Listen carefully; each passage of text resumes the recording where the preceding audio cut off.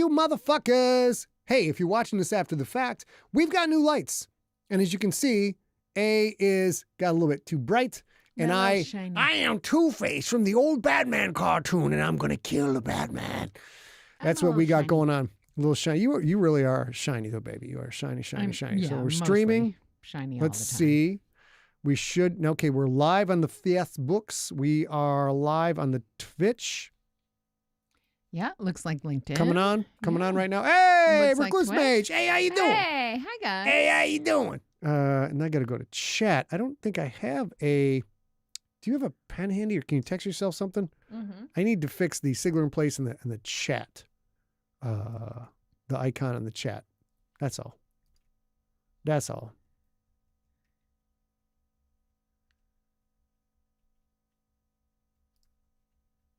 Gotcha.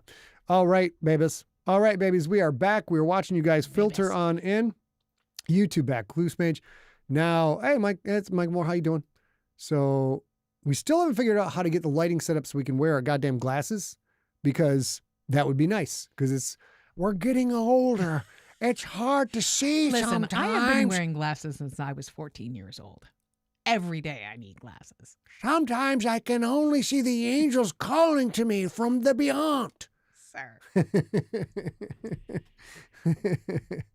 D79, that's a Scarface puppet voice. I'm trying. Half, was it Two-Face? Oh. You know what? If Chris Grawl is back, everything else doesn't fucking matter, right? We're good to go. We're good and we're going. Let's go. We're good and we're going. All right, guys, we're going to call up our script here.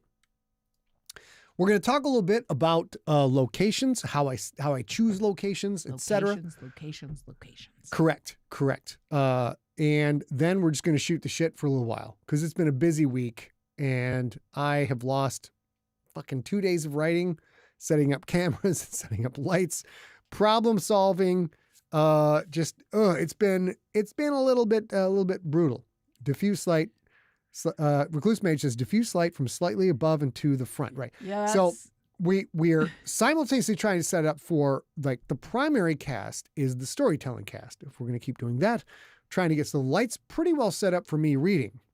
But then we switch to this 2-person cast, and we have to figure out how to make the light not quite so garish and dramatic, which we will be able to do. And then when I get it, I can save it with a push of a button. We switch over. And exactly what Recluse Mage is saying, that it's sort of diffuse light slightly from above and to the front is what we're doing. But we went from ring lights, which you guys are familiar with, ring lights, and now we have these like paddle lights. So it's more diffuse over a bigger surface area, so that when we wear glasses, you won't see the ring and things like that. But they are necessarily different and a little bit brighter. And we did not have. They are the Elgato key lights. Two Elgato key lights. Very smooth, very flat, very glowing. Would you like to start this episode? I would. Are you recording? No. Okay. Yeah, I forgot that part. I got carried away. Yeah. It's okay. You know what? Two-Face. Let's do it live. Oh, shit, sorry. We recorded all of that, Steve. Sorry. No, all file, right. open recent, deep cuts, close, save. Bada boom, bada bing.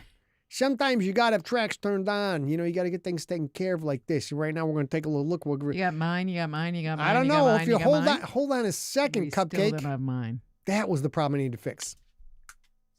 But we had that fixed. Give me a second. No, remember, I checked it. You said it worked because you restarted, but it does not seem to have worked. No. Do you remember me showing you this? Did we say it was fixed? I restarted the machine. It was fixed. But now we have another fucking issue. All right, so you vamp for a second while I try and puzzle this out. So, Nick, just another geek. Is it heavy enough to diffuse the light? Let's see. Parchment. Oh, yeah. So, like Scott said, we have a friend who is a theatrical lighting designer, actually a theatrical and professional lighting designer in general, who lives and works in San Diego. He's a good friend of ours. I've known him for almost 30 years. He is ready, willing, and able to come over here. We have changed so much in this office. We put in overhead lights.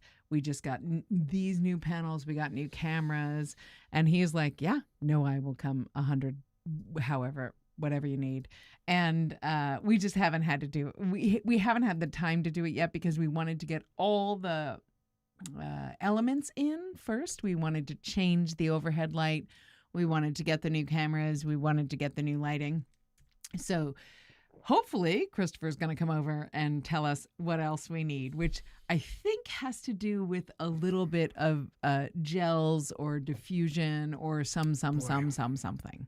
I got to tell you, this is very confusing. So I'm getting you in, we use Apollo console. I'm getting in Apollo console, no problem. You can all hear, so you know that is true. And then it goes, that routes over to Logic. But even though I checked this earlier, for some reason, when I switch over to the deep cuts, it's got the right channel, but it's not picking. I'm going to just start channel shopping. And I see that there's only one recording happening. I think it's on my pod, though. Yeah. Talk. So that looks like it's recording. It does look like it's. Now stop talking. pod- Now I'm talking, and it's getting that too. Well, that's good. At least we've got that going on. So we're both which coming is in. nice. Which is nice. Vamp for another second. That's in one. Got I'm just it? wondering if you should put the red R on yours too. No, that's not how. Because that I'm works. trying to get your mic recording. Okay, so just keep talking for a second and see how it goes. Do it now. Do it now. In the shitbird voice, I like it. So Turn the goddamn recording, son of a bitch! Son of a bitch! I'm just going to vamp for a few minutes. We live and work in San Diego. If you guys don't know that. This week in San Diego, it has been wildly rainy. This is the rainy season for San Diego. We get more rain in the last 2 weeks of January and the first 2 weeks of February than almost any other time of the year. I've lived in San Diego since 1995, and it's sort of always been that way. However, for the last 2 nights, around 2 to 3, I don't exactly know what time it is, but it is definitely overnight when we're sleeping. The rain has been so heavy and so loud. It's heavy. That it woke us up. And 2 nights ago, we were watching a friend's dog. Hi, Terry. We had 3 dogs and 2 humans in the house. And at, I'm going to just say 3 a.m., but sometime overnight, something happened so loud, it woke all 5 of us up at the same moment. Which is exciting. Oh, you fixed it. Not really. Oh. No, because like this, your mic now is recording both of us. Okay. It's recording the feed that's going out to them. All right. Well, So, that's something. If you could please remind me to fix this motherfucker. I thought it was fixed. Yeah, we'll do it on Sunday. We'll do it live. I thought We don't we have literally football are on Sunday, so we we literally can do it are on Sunday. and doing it live. We're doing it live. We're All gonna right. do it on Sunday. It's gonna be great. All right. So now we're gonna ready to roll it out and roll out the stress. Yeah, let's do Yeah. it. Yeah. I don't need hypertension phase 3. Roll it out. Roll it out. We're glad you guys are still here, and we're glad you like sausage. You I are also a like delight. All of you.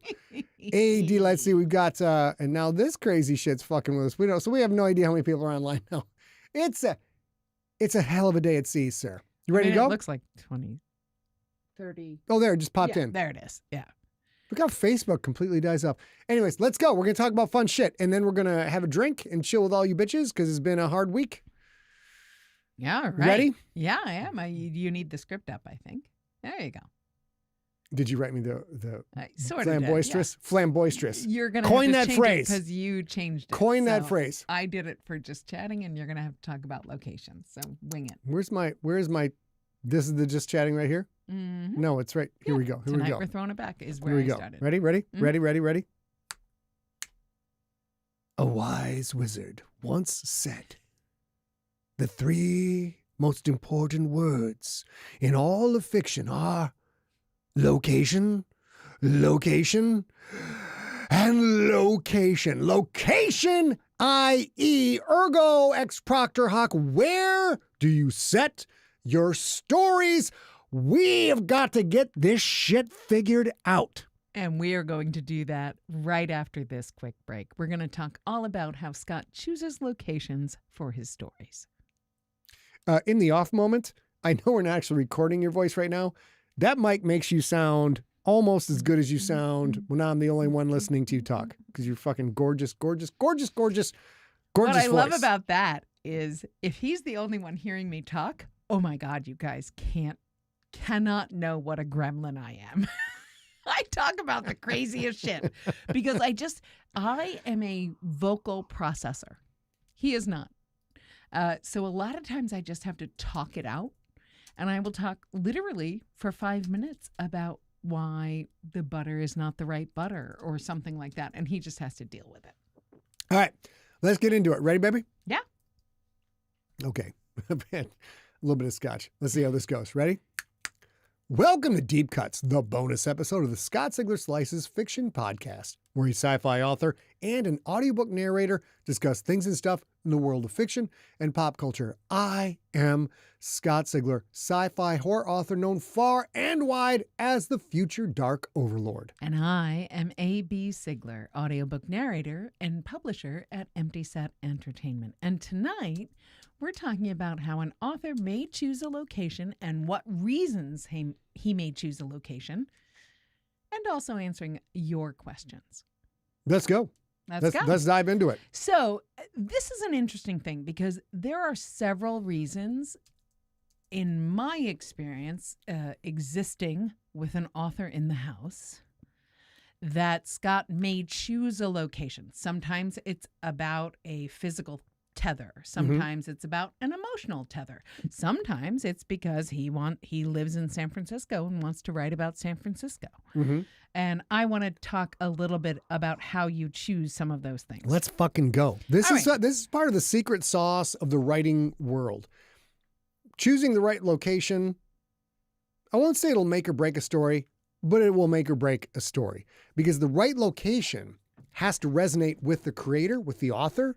And if you don't have the storyteller's tether or connection to the location, then the location doesn't come alive in your heart and your soul, and the readers can tell the difference, I think. So I want to say, Steve Riggyberg, so nice to see you out there in the chat room. Tyler Miller, same for you. And then I want to start this conversation specifically talking about Scott's book, Nocturnal. Okay. Mostly because in Nocturnal, or in the press for Nocturnal, you talked quite a lot about how you identified where Marie's children, spoiler alert for Nocturnal, where Marie's children could interact with San Franciscans. And I want you to talk a little bit about that. Well, when I wrote Nocturnal, I lived in San Francisco. And there is, I believe it's called the Barbary Coast Trail. It's a bit of a touristy thing, and it's a meandering footpath. It's a meandering route along sidewalks all through the peninsula that is San Francisco, the 7 miles by 7 miles. And there are these brass plaques in the sidewalks that describe what the old coastline used to be. Wait, that's the Barbary? Yeah, I believe that's that's the Barbary Coast. So San Francisco, that as we all see it and now on maps, et cetera, and when you visit with all these big, tall buildings, downtown was water. And there's this magnificent real world story where when the gold rush hit, people got so crazy trying to find their fortune that ships full of people sailed into San Francisco Harbor and literally got off the boat, captain, crew, passengers, everybody, and just went out into the hills and abandoned ships. Yeah, they absolutely landed their ships. They landed their ships. They just shipwrecked their ships onto the shore. Yes. And they they didn't run them aground. There was an actual port with docks and shit. Well, but they just left them there They and left they the walked ships. away. And this is back in the day. Yeah, they walked away. And after a couple of years, these ships, because no one was maintaining them, became non-seaworthy. I don't know if there's an actual word for non-seaworthy. Well, sure, because they're organic, right? Yeah, wood and shit. They're in the water and they are getting decomposed. Yeah. So eventually what happens is the gold rush is done. There are dozens, if not hundreds of ships And the bay had also become a repository for garbage. So people were just dumping their garbage into the bay. There wasn't the kind of public services that we have now that our taxes pay for. And a crazy decision was made. I don't know the details of the decision now, but they're like, here's my old-timey San Francisco accent. You know what? Fuck it. Let's just fill the goddamn thing in and pave it all over and put up a 7-Eleven for God's sakes. And that literally is what happened. They brought in landfill. They filled in the bay. And in the bay they filled in, there are still mapped galleons and ships that were buried there. It's storyteller magic that the downtown of one of the greatest cities on the face of the earth in human history has a bunch of buried ships down below it. I have to stop you here to ask you why it's storyteller magic, because having lived and worked with Scott for a decade and a half, I'm starting to learn that if you're not a storyteller, there are things called time locks. There are things called location locks. There are things that are magic that I might not see as the scaffolding of a story, but he saw, especially with Nocturnal. And I think one of those for sure is a location lock. There is a, spoiler alerts for Nocturnal, I'll say it again, there is a reason why your story works that has to do with these galleons under. Yeah. The reason is because, so as a storyteller, now if you're a history buff and you hear this like, oh, that's really cool, there's ships down there. As a storyteller, like all you can think is like, there's no way this is true. There's no way. Because if I wrote this in a book, no one would believe it. Right, for sure. This is where location hinges and couples with actual historical fact or truth. And that is a juxtaposition of, this is the coolest shit I've ever heard. If I wrote this in a book and it wasn't true, no one would be able to give up their willing suspension of disbelief because it's so outrageous and outlandish that it would pull people out of the story. That's what a storyteller's thinking, right? But then you're like, but motherfuckers can Google it. That is. And not just in San Francisco. The four words that have found many locations and many reasons for being in plot devices, motherfuckers can Google it. And then when you're like, oh, Sig's so full of shit, that's crazy. You know what? I'm just kind of curious though. What is that? What is down San Francisco? And then you Google it, you're like, motherfucker, there's actual ships there. I own you at that point. You're literally so far deep into the rabbit hole of the story. I can make up anything I want from there and you don't care. You're happy. Also, the best way to say this, I think Tyler Miller in the YouTube chat room just said, and what he just said is, the Goonies told me it could happen. And it's totally true. That's exact. You just need a little kernel of something you can believe in. It's also the same thing that happened with Morgellons and Infected. Yeah. It's a tiny little thing that you can hang your internet hat on if you Google it. Like, well, I'm doing my due diligence and fibers. Oh, what? It's the same thing. And it's exactly that. The Goonies told you it could happen. The Goonies said it could be. And believe in the yourself. Reality that I learned when I read Nocturnal and looked up the Jeremiah O'Brien, which is still ported in San Francisco, and San Francisco and the Galleons, is that it's not even just San Francisco. So let's go. Now, she mentions Jeremiah O'Brien, which is a key location in Nocturnal, also in San Francisco. That's another angle on location, which is, if it's a real place that readers can go visit or possibly have visited before, let's consider that more of a set, right? So there's a big set piece of action on the Jeremiah O'Brien, which is a Liberty ship in San Francisco Harbor. It's a tourist. You can go there, pay a couple bucks. You can go on. I highly recommend it. Do you need to tell people what a Liberty ship is?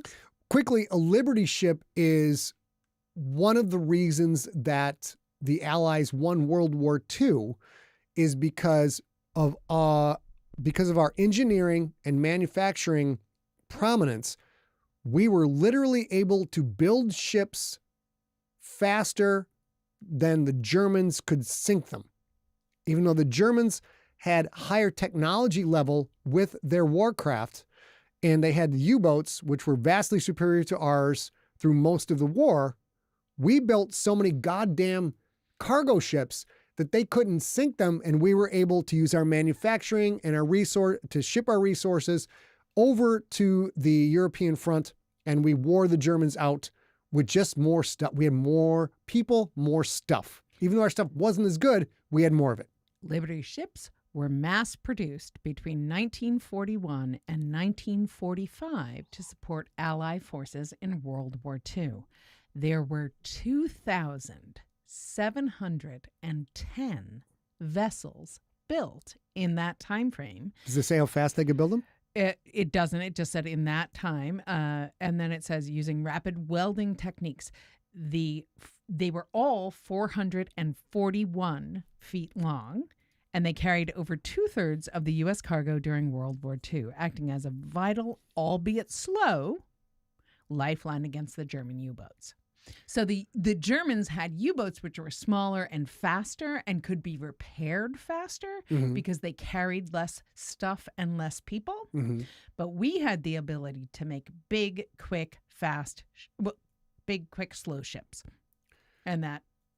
Now, I forget the timeline. I'll continue with this real quick. Can you scroll down there? The speed at which they could build them was staggering. 42 days. 42 days to build a relatively large cargo tanker that could go from America to Europe. Yeah. So initially, it took the very first Liberty boats took 200 some odd days, 200-ish days. But after they manufactured lined it took 45 days to get 42 days. I'm so sorry, to get a 441-foot-long ship seaworthy and ready to go. Yeah, and Vaughn in the chat room says, same thing with Japan. They couldn't keep up with our plane manufacturing. Correct. The Japanese and the Germans, we're slightly off topic. We'll button this up. Japanese and the Germans had superior manufacturing processes. They had superior technology. They had superior warfighting machines. But where America won, which is kind of the American ethos, is, fucker, we'll wear you down. We will take the blows. And we will be in the ring. We're going to keep getting up, and eventually you're going to fucking tap out because we just have more cardio. America has more cardio. And part of that is just the absolute expanse of the United States compared to a lot of these other nation states. We have a lot more room to figure it out, physically speaking, than a lot of places do. However, let's talk a little bit about some of your other locations. Okay, let's do it. We can come back to Nocturnal and I will talk say, about that for if sure. you've read Nocturnal and you visit San Francisco, go to the Jeremiah O'Brien and walk the Barbary Coast tour. You will absolutely love it. If you haven't read Nocturnal, read Nocturnal. This is the reason your mother doesn't like you, because you haven't read Nocturnal. Go ahead. My mother likes your mother me. likes your sibling better. My mother likes me. Your mother's read Nocturnal. I have read Nocturnal That's as true. well. I do want to mention, though, I wanted you to talk specifically about what you called the blinds in downtown San Francisco for Nocturnal. Now, this gets a little bit darker. So San Francisco, being one of the preeminent tourist attractions in the world, probably a top 20 for all over the world. People love to go to San Francisco and blow their money and walk around and whatnot. But San Francisco, when I lived there in the early 2010s, had a significant homeless issue, which now in the mid 2020s is worse. And the urban decay is a little worse and the abandoned buildings are a little worse. But what you had was one of the tourist gems of the world. And when you would go there were homeless all over the place. And the homeless sort of owned particular alleys and particular stoops. There's one gorgeous church, I can't remember the name of it, absolutely spectacular piece of architecture, which had shut down. and had chain link fence all around it. And inside the chain link fence were homeless camps. And what I noticed was the location being that people who are not starving, who have jobs, who have homes, who have discretionary income to travel, would come to San Francisco and walk around to see all the wonders the city has to offer, and there are many, and largely just not look at the homeless, turn a blind eye to the pile of blankets, not pay attention to that old beat up tent that's sort of wedged in behind a dumpster. And when I saw all of this and living there, and at the time working at Guitar Center and walking to work every day, is you could literally see people's eyes blank out from what I thought, well, what if that's actually urban camouflage? What if a predator has set up a deer blind, except they're not hunting deer, they're hunting people. And they're right out there in the open, except nobody goes to check on it. Even the cops, even the social services. Nobody wants to check on it. It's People yucky. want to ignore it's yucky and people want to ignore it. This idea is the whole reason that that empty set exists. Because I read Nocturnal and was like, okay, yeah, so the uncomfortable thing, I'm a New Yorker, right? I grew up in New York. This happens in New York as well. And it's uncomfortable. You feel there's a part of you that feels bad that you have to rush along to school or work or whatever. And there are real humans really suffering more than you do. And that's, if I can't do anything about that on a large scale, I sort of have to figure out how to sort of go through that gauntlet and not get crashed out by it. And so for me, it was turning this societal sort of dark spot into a benefit, which is kind of what Marie's children do. Yeah. Marie's children don't see themselves as lesser than in society. They see them as, they see themselves, probably correctly so, as oppressed in society. And they see that as a benefit. Oh, you don't think much about me? Let's go. Right? Got to go get the won't-be's. Got to do the won't-be's. Let's move on. We got a couple of questions from the chat room. First, let me address a general concept that Chris Grawl asked. While my short story, Snipe Hunt. Did Snipe Hunt come from the same location? I don't remember what collection Snipe Hunt is in. Maybe Blood is Red. My short story collection, Blood is Red or Bones are White. It's in there. It's Blood is Red. Blood is Red. But Snipe Hunt is the concept of, not to avoid spoilers, the concept of urban ruins and what can survive in the decay of a densely populated city, like a New York, like a San Francisco, like a Los Angeles, particularly New York, and heavily inspired by the movie Wolfen, which is a wonderful early 80s movie with Gregory Hines. It is, I saw Wolfen, and the biological survival concept in Wolfen absolutely blew my little science-minded mind right out of the goddamn water. The whole concept of the movie, special effects wise, etc., maybe not the best, but there's two movies that have really blown me away from like, here is a unique concept, a real concept in science applied to our world, and those are Mimic and Wolfen. So, to answer Chris' question, the setting in Snipe Hunt is a city. So sometimes, for example, San Francisco, a lot of people go there. It's a big tourist town. I set Nocturnal in those locations. So when you go there, you could see what the characters have seen. You could walk where the characters have walked, and you develop an affinity, a closer relationship to the characters. And the characters and the settings become more real after the fact, which drives you to reread, because now you stood where Brian stood, you stood where Pookie stood, you ate at the same restaurant. It's a big thing for your subconscious, because it frays the barrier between fiction and reality, which makes my characters become more real. Snipe Hunt, on the other hand, is a generalized location. It is a city that is not named, because a lot of people have been to San Francisco. Far more people have been to a city. and seen a collapsed Mhm. building or an area where you're not supposed to go if you're a certain color or shade. Just don't go there.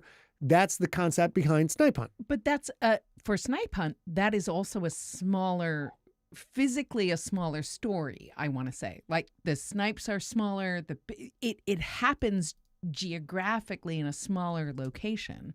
So that can be that. But what is it? It's the Pinehurst Diner? Is that what it's called? Mm-hmm. But I literally, before I met Scott, read Nocturnal. No, that's not true. Listened to Nocturnal and was in San Francisco for work and Googled, is Pinehurst Diner a real thing? And I went and had chocolate chip pancakes because that's what Brian does. So How I fun did is too. that? Yeah. How fun is that? Now that brings us to, there's another setting in Nocturnal where it's a dark alley that was all ruins when I wrote it. And now that has become multi-million-dollar buildings. Oh, And yeah. If you go to that alley, it looks nothing like what's in the book. So that can backfire. So a generalized, it's a dark alley in a city is something many more people have seen than this particular alley in San Francisco. And the Pinehurst Diner can become not the Pinehurst Diner, et cetera, et cetera. Okay. So we do have to take a quick break. We will be back right after this. If you can listen to the 1 or 2 ads that play, it really helps the cast. And we'll see you real soon. And we are back. Tonight, we're talking about how an author chooses a location. And I do think we've been talking about your book, Nocturnal. I want to switch it up. I want to also alert everybody on the cast that we might have podcast spoilers tonight for Earthcore. But I would like this question that came from the chat room on YouTube. I would like you to answer it from Tyler Miller. Okay. Spelunking freaks me out. How do you feel, Scott, about deep caves and dark passages, and how did it feel to repeat these location types in Alien Phalanx, Nocturnal kind of, and also Earthcore / Fitzroy? It's a great question. Well, this is a very good question because I have a fear of heights, and honestly, I thought I was claustrophobic, but it turns out I'm really not. I'm pretty good with tight spaces. So when it came to, we're generally talking about the deep spaces of Earthcore, right? Yeah. Yeah. Especially for spelunking, yes. Because similar to what we were talking about before, there are spaces in San Francisco that have magic in them, storyteller magic in them, because you can't believe it's real. Then you find out it's real. You're like, holy fuck. When you start to look into the larger cave systems and how big they can be and how long you can be underground and how even in the 2020s, there are still areas in known cave systems people can't get to. It becomes this magic fantasy land of who knows what's down there. That's the big phrase. Who knows what could be down there? So for Earthcore, I had come up with a fictitious, it's a tunnel system, much like it's a city ruin. But then I went to the Mammoth Caves in Kentucky to research it or to kind of get the gist of it. Because there's a lot of things I know deeply and I can write about. I'd never been underground. I'd never been in a tunnel. So I went to the Mammoth Caves in Kentucky and I took the Wild Caves tour. Mammoth Caves, wonderful tourist attraction. If you go to Kentucky, go there. You can make a whole trip around just going there because you've read Earthcore. It's wonderful. It's well run, fantastic. Oh, agreed. But when you go there, there is the places you can go. Let's say you're in your 60s and you got a bum knee and your hip is acting up a little bit. There's so much. I'm not in my 60s, but that's me otherwise. There's gorgeous shit that you can see. If you're in a wheelchair, not going to work out for you. But if you're not really that mobile, gorgeous, incredible, scientific, blow your mind stuff. It's worth all the trip and all the money. But then there's an up level. Then there's an area you go into where they have to ask you, like, can you go up 3 flights of stairs? Can you tie a knot? If you get into a confined space, are you claustrophobic? So there's a level 2. Level 2 is like, they're like, please don't have us put you in a situation where you will not flourish because we were going to have to get you out and it's going to be difficult. Yes. I have a question. Shoot. Whenever it fits, if the pumpkin-shaped rock is tethered to real life, I need to know. We'll get to that. Okay. But then there's phase 3 in the Mammoth Caves of Kentucky, largest contiguous tunnel system in the world, which is you got to sign all the waivers. They're literally like, it doesn't matter if you bring Johnny Cochran back from the dead via a voodoo rite, you have no legal standing. You will not win your case. Sign here, including you may die, please. I wasn't ready. That's level 3. That's the Wild Cave Tour in Mammoth Caves in Kentucky. I took that. There's also level 4, which is laws and property rights be damned. We're just going in. I'm not that guy. I'm not doing that. The Wild Caving Tour in Kentucky is, there's so much of Earth Core, which is book 1 of the Sun Symbol series. And if you haven't listened to it or you haven't read it, fucking go get it today. I'm extraordinarily proud of it. It's a really, really solid piece of fiction. And so much of my Wild Caving Tour in Kentucky went in there. So a couple of quick stories about that. It's terrifying. It's fucking terrifying. There were places, I am a small guy. I'm wiry and I'm resilient, but I also understand I do not have girth or thickness in the generality. I'm a skinny, small guy. And at 5'8", and at the time about 145 pounds when I took that tour, there were places where I went in, I had to take off my mining helmet and push it in front of me because if I tilted my head to the side, my helmet wouldn't fit. Wait, that is the pumpkin-shaped rock? It's in the ballpark. There's an area where there's about 12 inches of clearance.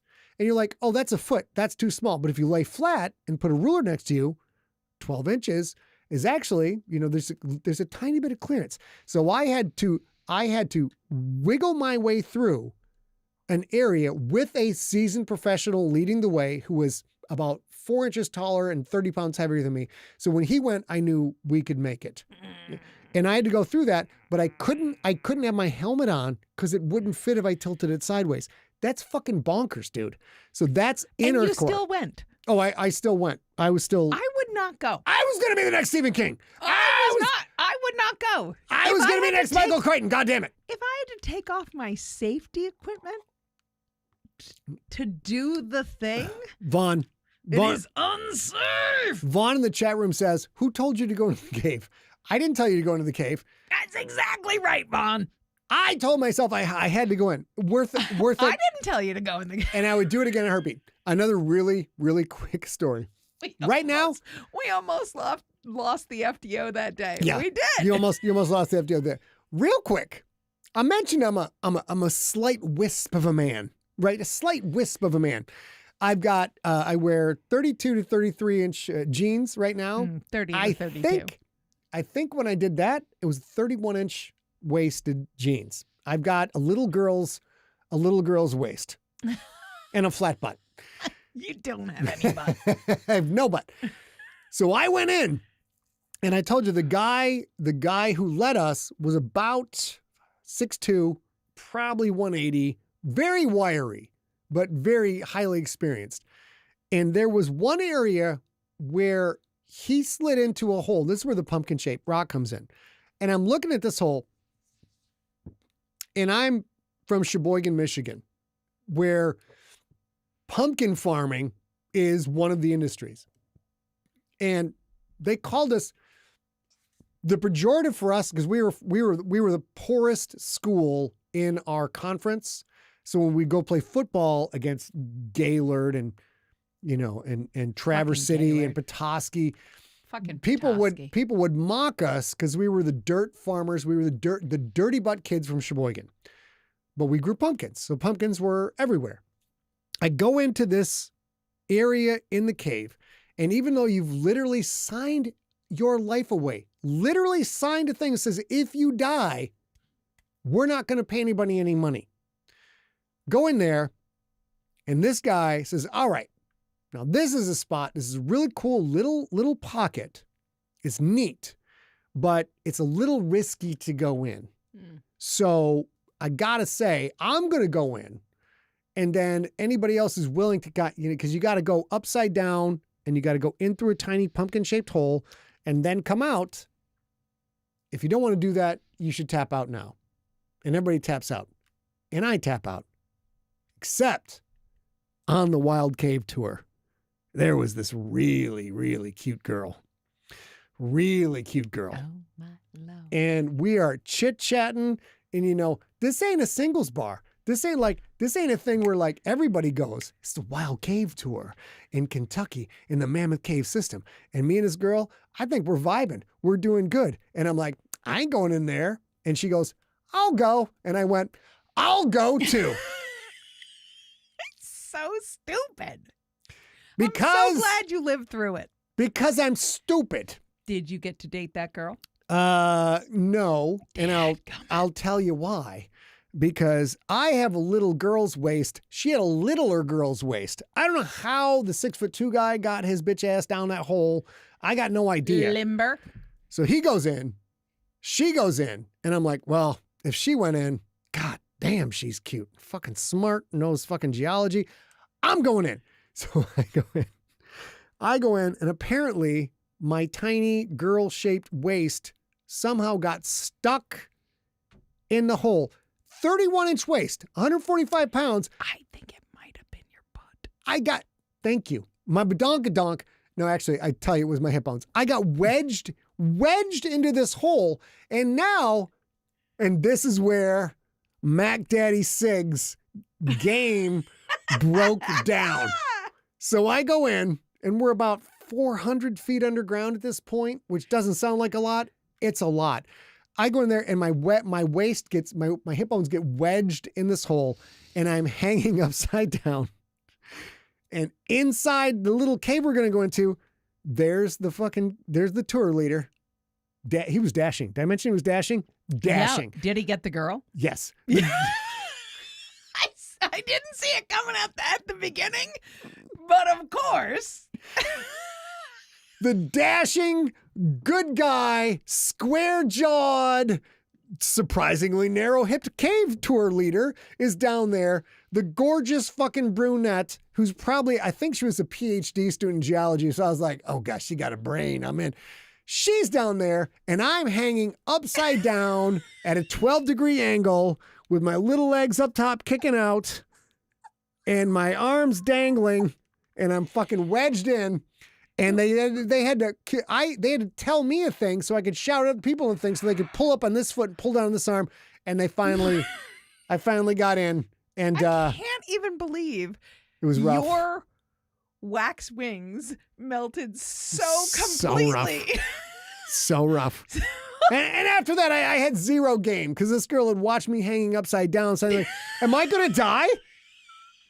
Once you ask a person, am I going to die? And you're not like in the fucking, and you're not in the cancer ward. Hang on. You have no game. Michael Grace asks the important question. Yeah, and he's right. Did the guide have a man He bun? had a goddamn man bun. Dashing, man bun, metrosexual motherfucker dusted me. I can't even. It's so good. So, It's so good.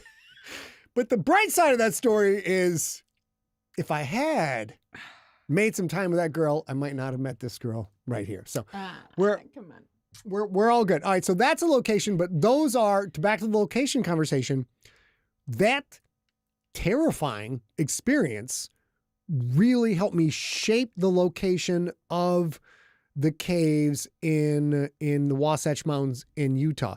Part of the reason Earthcore resonates and is my best-selling book to date by far is the gorgeous voice of Ray Porter, who narrated it. Yeah. But also it's like, I really think the Infected and Earthcore, the two home runs I have had. Infected bothers people an enormous amount because if they've read it and then they get an itch they can't quite see and they're scratching at it, that memory of that book percolates up and they get a tiny, tiny bit concerned. And they think, wait a minute, what if that's real? and then I own you. I own your soul.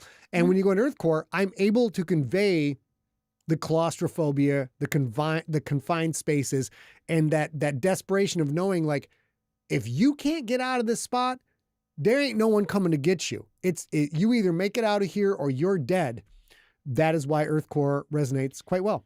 And I want to say, back when I was listening to the podcast, Scott and I met in 2008 at a book signing. Wait, 7 at a book signing.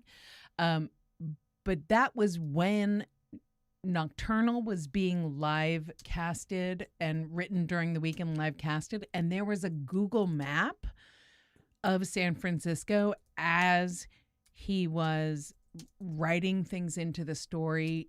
They were showing up on the Google map and things like that. And at the time, I was a pharmacologist. I was working with a San Francisco Bay Area company, and I would go up to San Francisco every once in a while, about once a month. And I followed that Google map. I went to the Jeremiah it was O'Brien so fun. and I took that tour. And I met, there's like I can't quite remember. It's called Lou's or Leong's, or there's a Chinese kind of dive bar. Oh my God. Fuck, I can't remember. That's I no gotta look longer it up. there, I don't think. Oh, it's not there? I It's don't the think best. Yeah, I think it's gone. But I did that because I was traveling for work and on my own. And I did those things. And as the Lipo Lounge. Lipo Lounge, that's it. Yeah, Yep. I knew it was Leong's or It's Lipo, still there. Yeah. It's still it there. is? Yeah. Oh, great. Yeah. So I went to the Lipo Lounge. I went to the Jeremiah O'Brien. I was in San Francisco for a week, and I did a handful of things, and it really and I went to the Pinehurst Diner, as I said, and it really truly changed my enjoyment of the book by being able to order. And here's the thing, I believed that Scott had gone to the Pinehurst Diner and ordered chocolate chip pancakes and gone to the More Lipo than once. Lounge and ordered a Mai Tai and did those things. So I did those things because I thought, whether or not it's true, I believe he wrote these into the book because he's done those things. And Yes. that makes me feel closer to the story and feel closer to the dude. And that worked out. So for me. that's a lot of authors do this.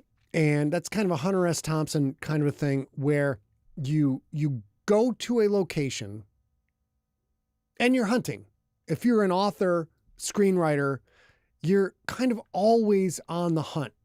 Everywhere you go, you're hoping there's something about that place that is unique and different. And your spidey sense of creation knows that what you feel when you describe it, other people will feel because of that unique location. So as far as location goes, we got to talk about unique. There's this, you can go to this place and have this experience, and there's nowhere else in the world you can have the same experience. You can't see the same booths. You can't see the same, red duct tape all over the seats.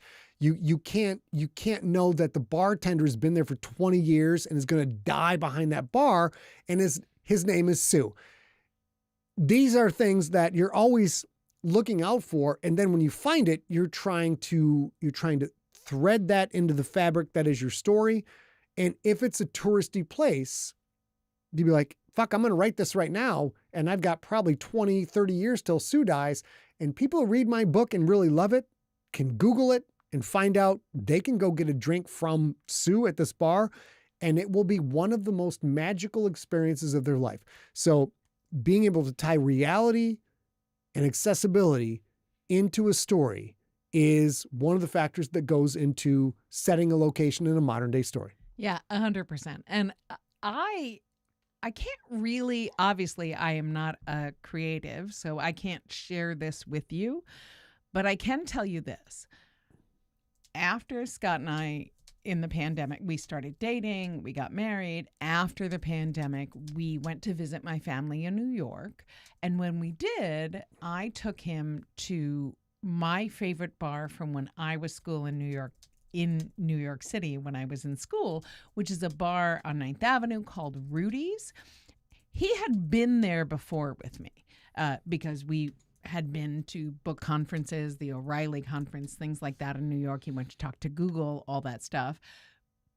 But once it was personal to me, this is my favorite bar in New York City from when I was in school, it changed for him.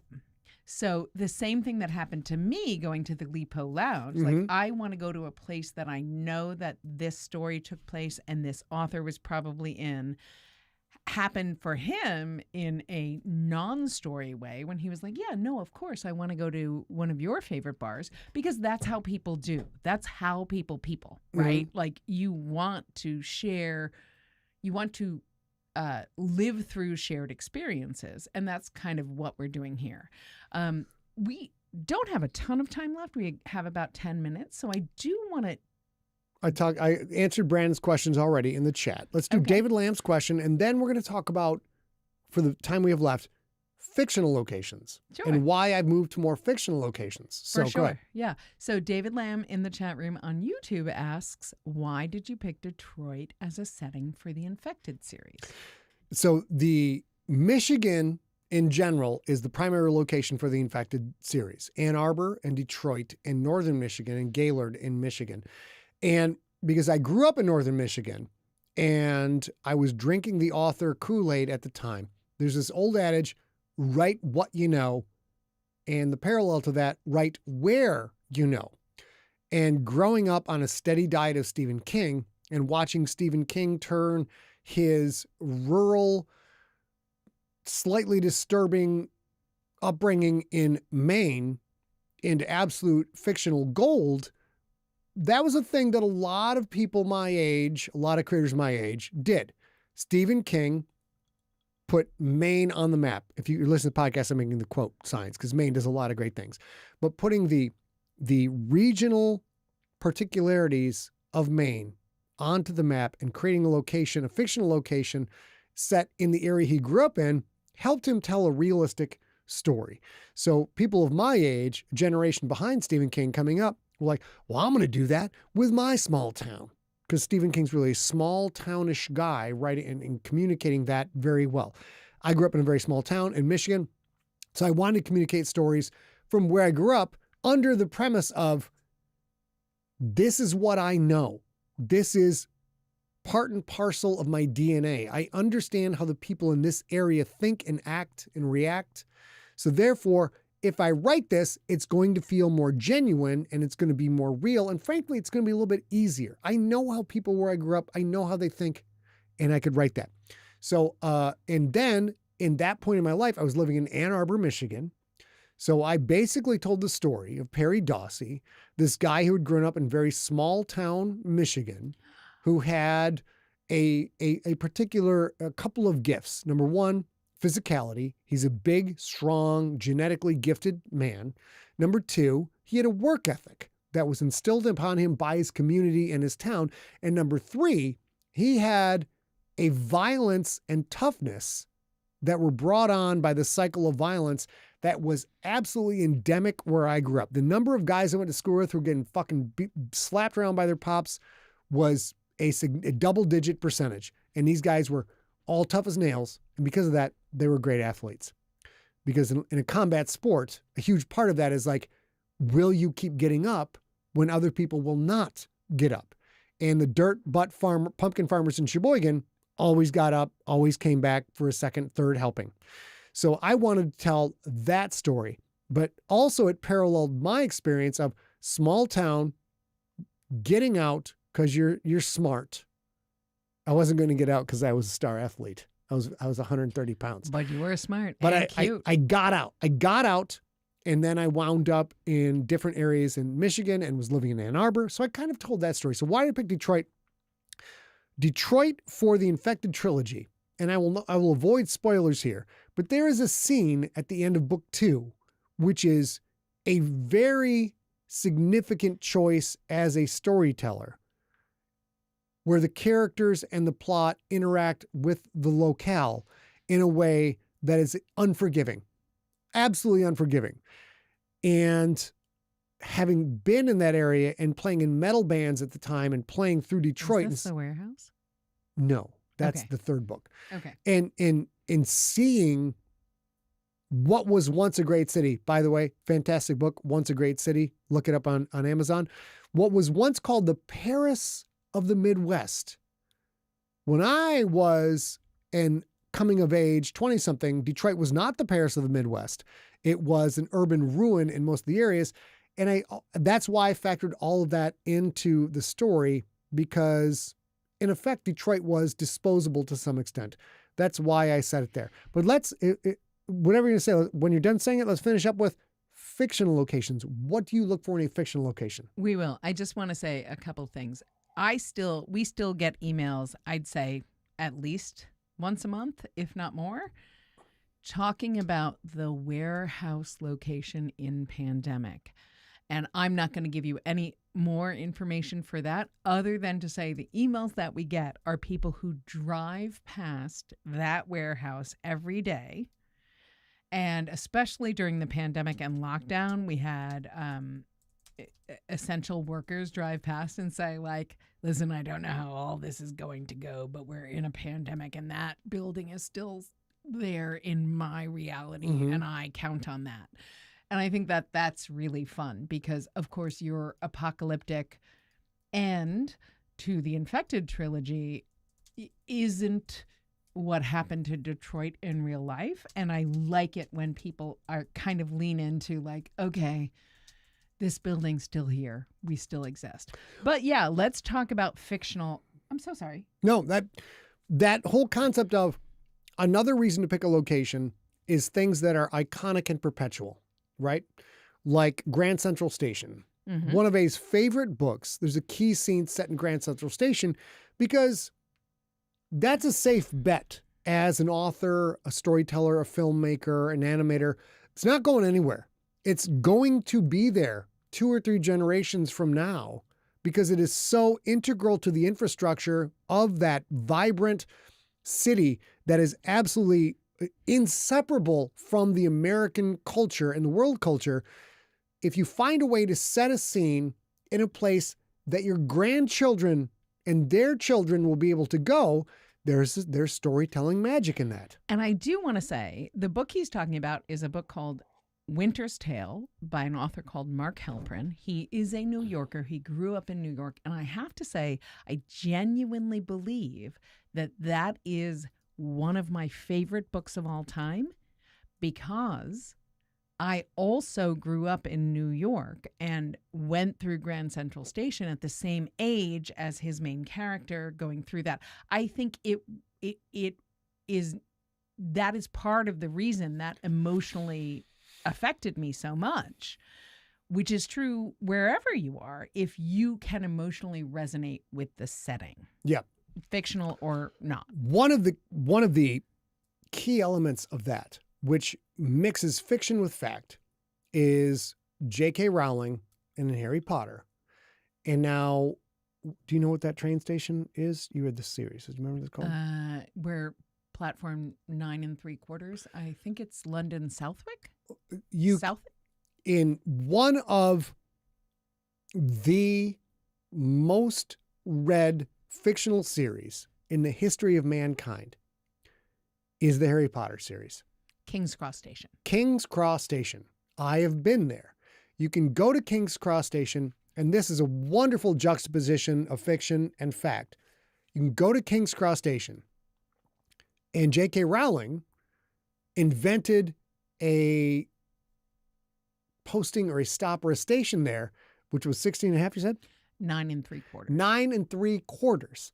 So J.K. Rowling, who obviously have been to this place many times, is like, you know what? This is a cool thing. If I write a story and people come here and look around, they can imagine the stop that is 9 3/4. They can imagine it. It'll be great because it'll tie people in who've lived here or been here or have been touristy here, like my work in San Francisco.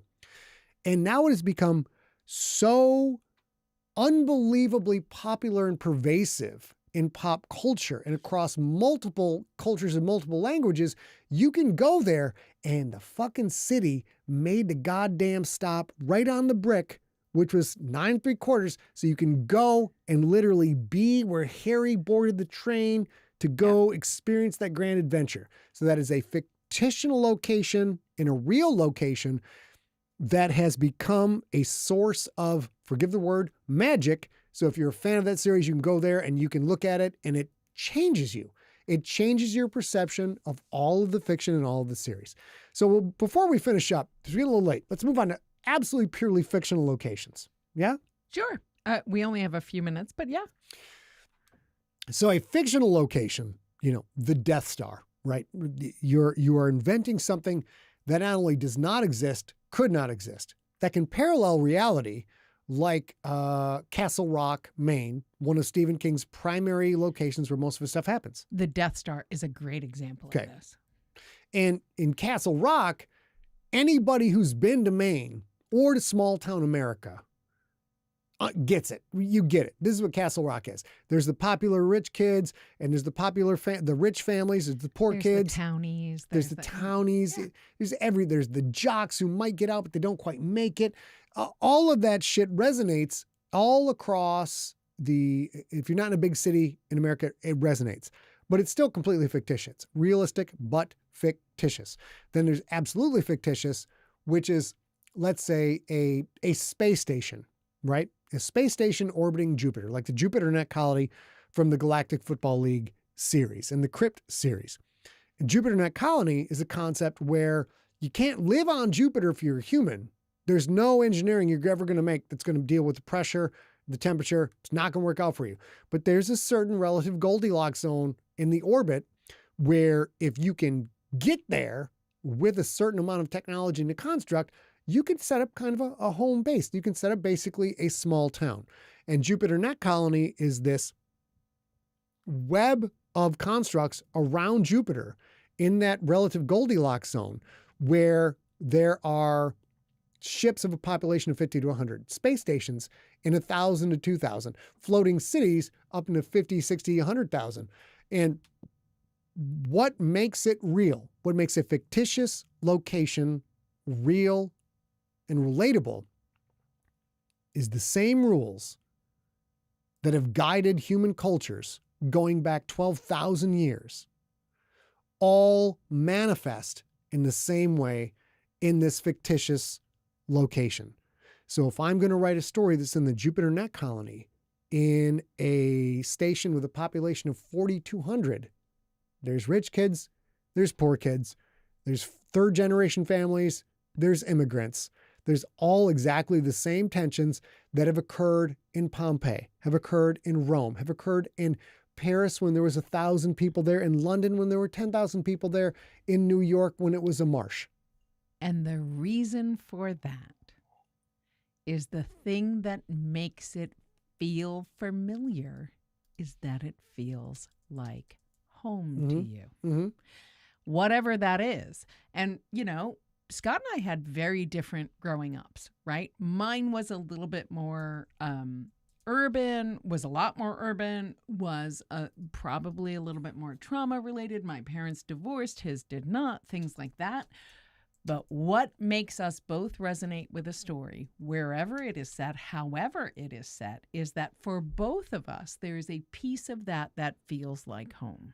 And I think that's the thing that you do so well, and that Castle Rock does so well. I think when a fictitious place has a little note that you can kind of pull out, mm-hmm. Maybe it's chocolate chip pancakes at the Pinehurst Diner or something like that. Yep. I have had chocolate chip pancakes. I understand what it's like to go to a diner. Yummy. Then it feels like home. Mm-hmm. And once it feels like home, there's so much subconsciousness that relaxes in your body and just lets you dissolve into the story and be entertained. Like he always says, he always wants you to forget about what you're doing in your real life. And sometimes, even if it's a traumatic story and you want to get out some of your traumatic emotions or whatever, if I can walk into the Pinehurst Diner with Brian and have chocolate chip pancakes, I know what that was like in my life when I had them, and that might let me ease into that relationship. Mm-hmm. That's what I think. And that's why I think it's magic when fictitious places or real places I've never been both feel like home. And that gets into more of the esoteric angle, which is it's not always location. can be a recipe, can be a wool sweater. It can be a Winchester rifle. There's all of these things, which is a whole separate episode. There can be things that, based on your interest and experience, you may have interacted with that operate like little mini isolated locations that give you that touch that A's talking about. Like, I have Googled a thing and I have thought I have found a thing no one else has ever found before. That's the same concept. There's a resonance to shared interaction that locations really provide. They can be a fictional location, and I give you a resonance that you have felt before, and it can be a real location that you can go visit. But the bottom line to all of it is, if an author or creator does it right and you read about a location, it feels real because that location echoes experiences you have had in your life. Absolutely. I do believe that is it for this episode of Deep Cuts. You did a fucking great job. Ah, thanks. You Also, did a great job I'm not too. gonna lie. You look pretty good in this new lighting. You look good all the time, but I got to adjust it. You look, it's new lighting. We will be back next week. We're not sure what our topic is, but we absolutely can't wait for you to join us. We will see you. Do you want to? Yeah, I will take care of that. I'm just trying to get him. Good luck, Steve, you son of a bitch.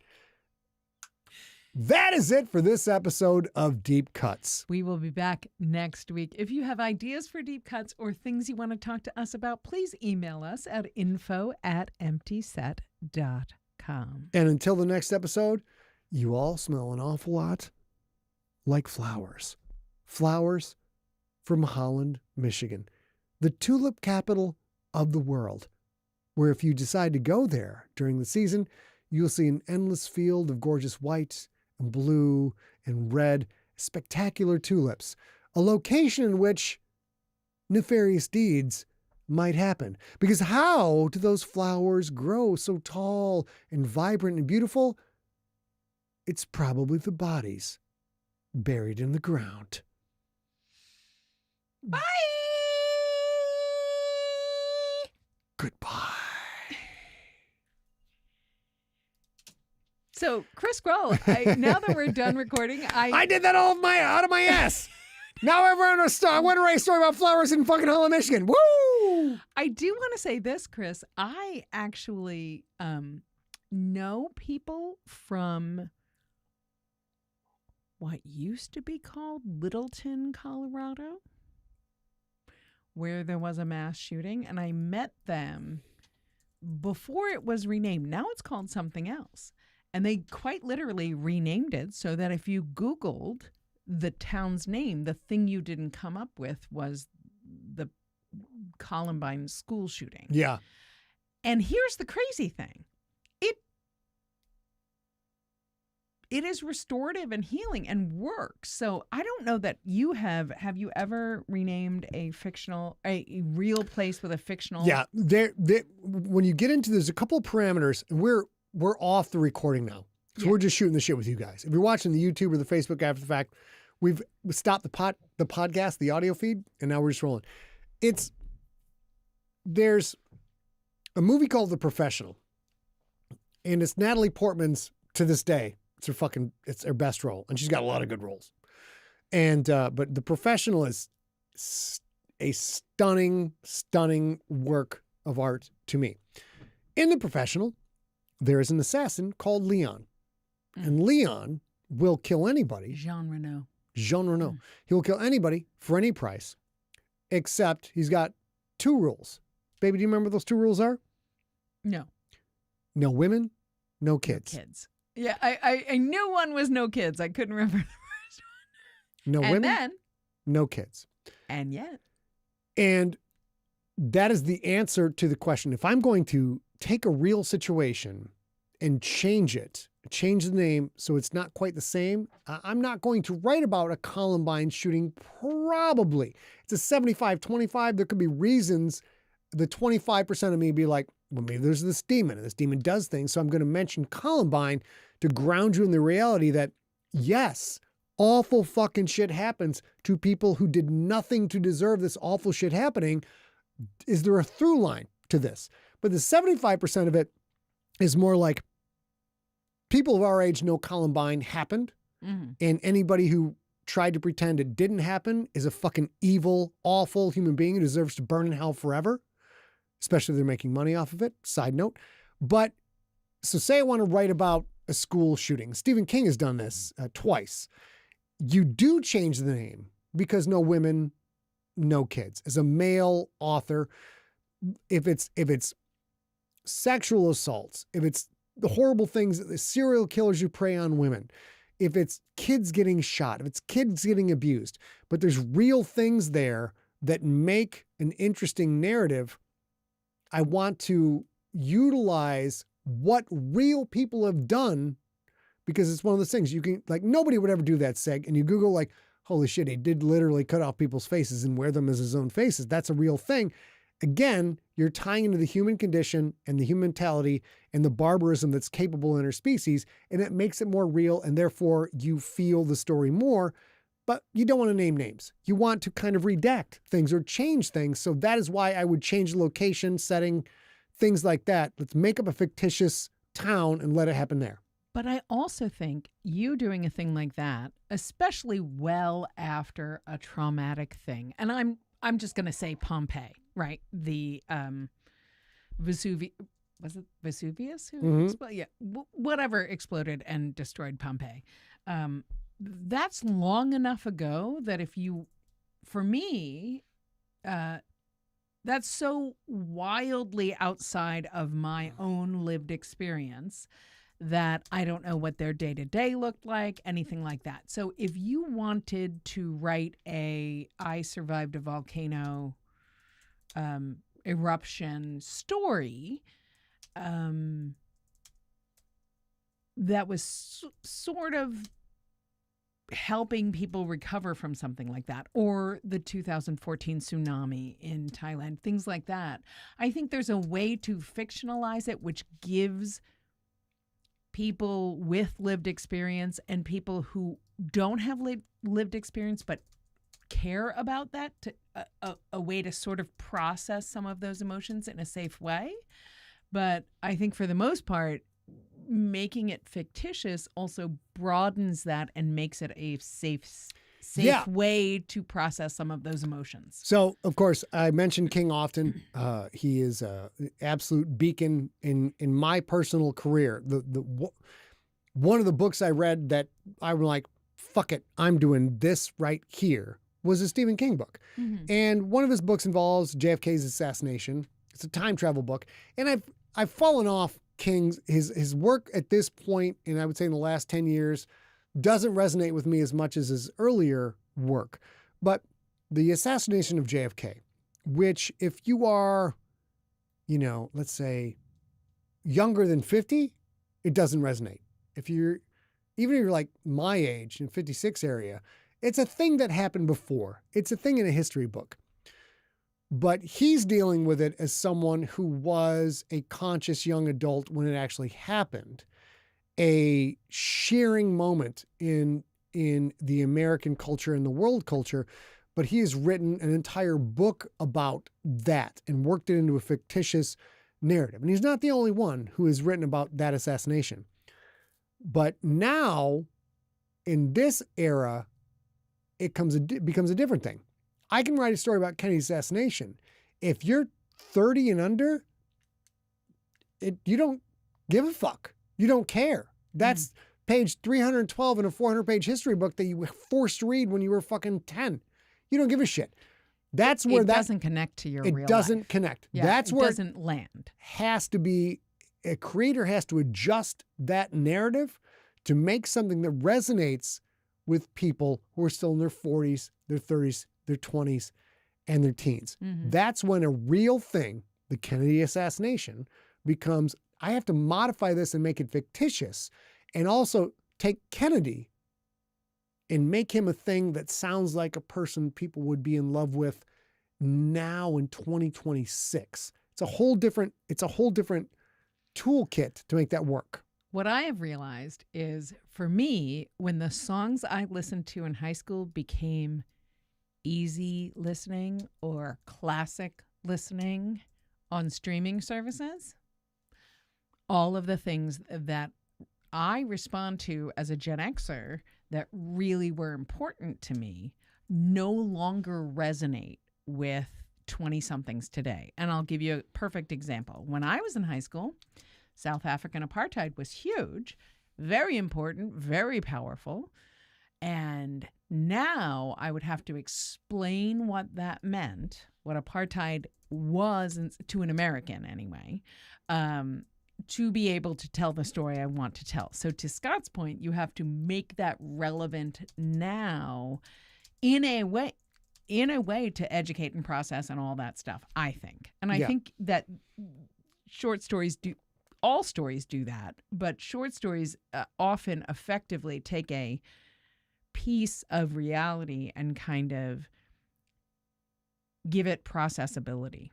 And this is one of the traps you have to watch out for as a creator, like Vesuvius. Great fucking example. I remember reading about Vesuvius when I was, I think, in junior high, maybe even the 6th grade. And when I read about it in Cliff's Notes, if you don't know Vesuvius, Vesuvius was the mountain, the volcano that erupted and buried the city of Pompeii.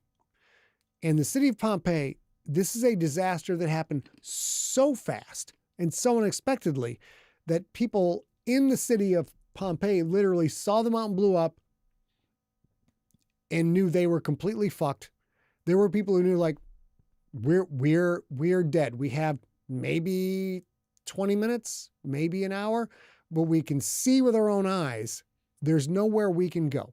So people just as intelligent as you and me, watching a volcano blow up far before the time of cars, weren't even really a lot of horses. There's no way out. And there were people who were like, we're gone. And families they got together, and there are people who are buried and fossilized with like mothers and fathers with their children because they knew there was no point in running. So I read that as a youngster and it blew me away. But this is centuries ago. So now if I'm going to tell a story like that, I have to explain so much of the reasoning of why you can't call 911, why you can't get in your car and go, why you can't run down and steal someone's boat and drive away. You have to explain all of these things to make it resonate. Mm-hmm. So this is why you can get a real historical event that happened to people, but you still have to change the location and the setting and the timeline and then explain the concept so that the reader or the viewer can feel what it was like to be like, that's it. I'm glad I'm going out with you, but there's no point in running. Just relax, let it happen. So listen, I think we're going to end for the night because he's got to upload stuff. We've got to work on the microphone issue, all that jazz. We appreciate you. We're so glad you're here. If you have any ideas for next week, any ideas about things you want to hear us talk about, because this happened at the last moment and you guys really liked this episode. So if you're ever like, how do you choose names? Why is that an animal that looks like a dog? Why is Fenrir in the Generations trilogy? Whatever. Ask those questions because that's exactly how this happened. Stargate SU. Hello. Stargate SU. Who is that? I don't know. There's a bunch of Stargaters out there. So we'll just say hello. We'll hang out for one more second. Identify yourself. God damn it. So for sure, if you have anything you ever want us to talk about and want us to know, you can send a half-cocked email to info@emptyset.com. Sometimes that ends up like a thing like this. This particular idea was either Kim Hansen's or Sean Dyer's. I'm not sure which. How we choose locations. I think it was Kim Hansen's, but Sean comes up with a lot of great things too. I would like to point out that Martin Evans says he got lost in Disneyland as a kid. It doesn't happen these days. And you know what, Martin? I'm pretty sure. Can you say for sure that you're the same Martin Evans? Or did you get lost at Disneyland and got drawn into the milieu that is Disneyland and they spit out a clone just like you? They could study the real you. You're still in the tunnels under You're Disneyland. still in there. You're still in the wild mind ride. That's what it is. Listen, Steve, you don't even have to show up with a quarter ass. You could eighth ass it if you wanted. You're that talented. So. Yes. Got the book. Hopefully you sign it as a real Gans. God damn it. We love you guys. Fuck you who mentions the gangster. There is no gangster. Doesn't identify themselves. There's no gangster. There's the gangster. You're all a bunch of I'll burn you to the ground. We'll see you guys next week. We love you. Oh my God. I'm going to go fucking play video games. I love you all, sort of, but not really. A little bit. Go back to Maine so we can say goodbye. Okay. To the pals. Goodbye. Oh, you're not going back to Maine. Goodbye. Love you guys. Out. We'll see you next episode. Bye.